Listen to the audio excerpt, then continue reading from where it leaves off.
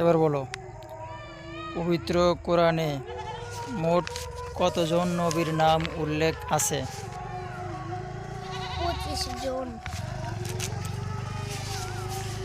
পরবর্তী প্রশ্ন, ইসলামের শেষ নবীর নাম কি?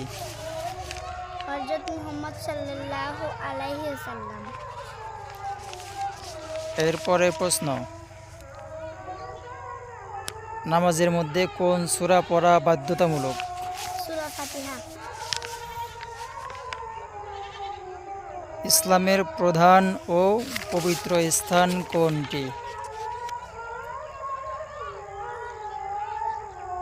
কাবা শরীফ।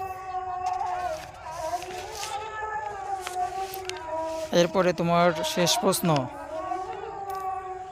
মহানবী সাল্লাল্লাহু আলাইহি সাল্লাম কত বছর হাদিস শিক্ষা দিয়েছেন?